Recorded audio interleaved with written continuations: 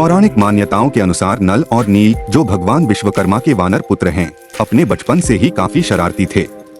ये दोनों भाई जहां ऋषियों के सानिध्य में पले बढ़े, वहीं उनकी नटखट हरकतें भी कम नहीं थीं। अक्सर जब ऋषि पूजा में लीन होते, तब ये दोनों चुपके से मूर्तियों को उठाकर नदी में फेंक देते थे। इस उपद्रव के बावजूद ऋषियों का उनके प्रति स्नेह कम न हुआ। हालांकि जैसे जैसे ये शरारतें बढ़ती गईं, एक दिन ऋषियों ने उन्हें एक अनूठा श्राप दिया जो आशीर्वाद में बदल गया। उन्होंने नल और नील को ऐसी दिव्य शक्ति प्रदान की कि जो कुछ भी उनके हाथों से छूता, वह पानी में कभी नहीं डूबता, चाहे वह कितना भी भारी क्यों न हो। अब जब भी नल और नील किसी मूर्ति को जल में फेंकते, वह तैरती हुई ऊपर आ जाती, जिसे ऋषिगण फिर से संभाल लेते थे।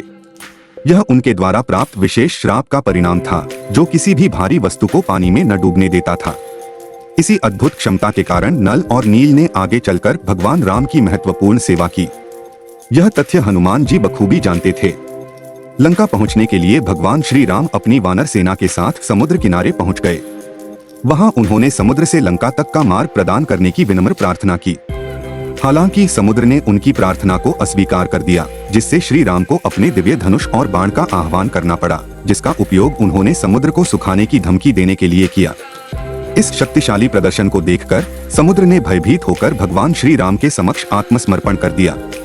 तब समुद्र ने उन्हें एक महत्वपूर्ण सूचना दी कि उनकी वानर सेना में भगवान विश्वकर्मा के दो अद्भुत पुत्र नल और नील मौजूद हैं, जिन्हें विशेष शक्ति प्राप्त है, जिससे वे जो कुछ भी छूते हैं वह पानी में नहीं डूबता। समुद्र ने सुझाव दिया कि राम सेतु के निर्माण के लिए इन दोनों की अद्वितीय क्षमताओं का उपयोग किया जा सकता है। भगवान श्री राम ने अपनी वानर सेना को आदेश दिया कि वे नल और नील की सहायता के लिए पत्थर एकत्र करें। वानर सेना ने पत्थरों को इकट्ठा किया और नल तथा नील ने प्रत्येक पत्थर पर जय श्री राम लिखकर उन्हें समुद्र में फेंक दिया, जहां वे तैरते रहे। इस तरह केवल 5 दिनों में लंका जाने के लिए एक सेतु का निर्माण पूरा हो गया। इस प्रक्रिया के दौरान श्री राम ने स्वयं एक पत्थर उठाया और उसे समुद्र में फेंक दिया, जो डूब गया।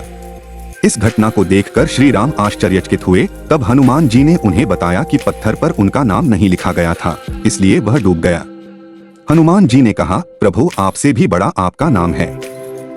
इस घटनाक्रम ने यह साबित किया कि ऋषियों द्वारा दिया गया श्राप, जिसने नल और नील को वस्तुओं को जल में न डूबने की शक्ति प्रदान की, वास्तव में उनके लिए एक अमूल्य आशीर्वाद सिद्ध हुआ।